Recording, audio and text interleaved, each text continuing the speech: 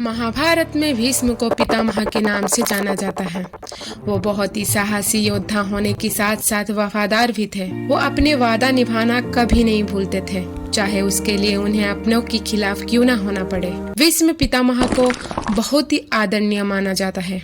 परंतु प्रश्न ये है कि महाभारत में जब द्रौपदी का चिरहरण हो रहा था तो भीष्म मौन क्यों थे। भीष्म के मौन रहने के पीछे की कई कारण बताया जाता है। ये प्रश्न सभी के मन में था, परंतु इसका जवाब तब मिला जब महाभारत में कौरव और पांडव का युद्ध चल रहा था। पांडवों ने कौरव सेना के कई बड़े महारथियों का वध कर दिया था। भीष्म पितामह वाणों के शया पर लेटे हुए थे।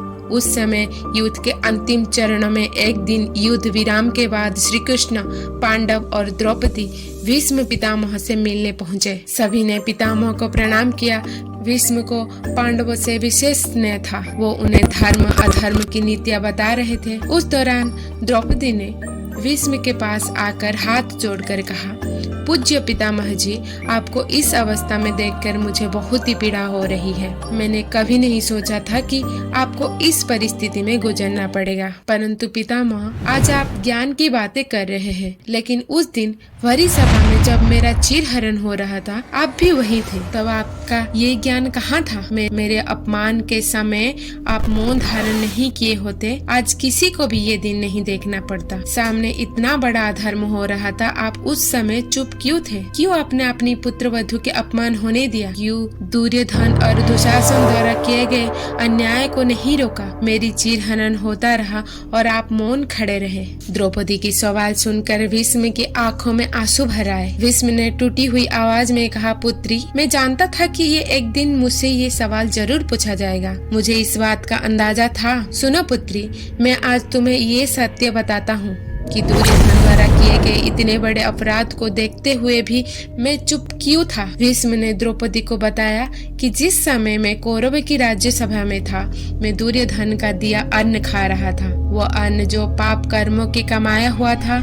ऐसा अन्न खाने की वजह से मेरा मन मस्तिष्क दुर्योधन के अधीन हो गया था। मैं ये सब रोकना चाहता था, लेकिन दुर्योधन की अन्न ने मुझे रोक दिया और ये अनर्थ हो गया। भीष्म के इस जवाब से संतुष्ट तो नहीं हुई, लेकिन उन्होंने भीष्म की राज्य भक्ति को समझते हुए उन्हें नमन किया और फिर पूछा, जब उस समय वही अन्न की प्रभाव इतनी बड़ी अन्याय को नहीं रोक सका, तो फिर आज आप ज्ञान की बातें कैसे कर रहे हैं? इसके बाद भीष्म ने द्रौपदी को बताया कि वो अंतिम समय से ठीक पहले आज ये सत्य क्यों बता रहे हैं। भीष्म ने द्रौपदी से कहा, द्रौपदी, मैं अपनी मृत्यु से पहले ये बात बताकर ही इस संसार से विदा होता, लेकिन मैं कुछ समय की प्रतीक्षा कर रहा था, जिससे कि मैं ऋण मुक्त होकर इस सत्य को बता सकूं। अर्जुन की वाणों से मेरे शरीर से सारा रक्त बह गया। मेरा रक्त दुर्योधन के दिए अन्न से ही बना था। अब क्योंकि मेरे शरीर में रक्त नहीं बचा है, इसलिए मैं दुर्योधन के अन्न के प्रभाव से मुक्त हो गया हूँ। अब समय आने पर मैं अपने जीवन का सबसे बड़ा सत्य बता रहा हूँ। महाभारत में भीष्म को ज्ञानी माना जाता है। भीष्म इस बात को अच्छी तरह से जानते थे कि आगे कलियुग का आगमन होने वाला है। इस कारण से महाभारत में हुई घटनाएं यहीं पर समाप्त नहीं होगी।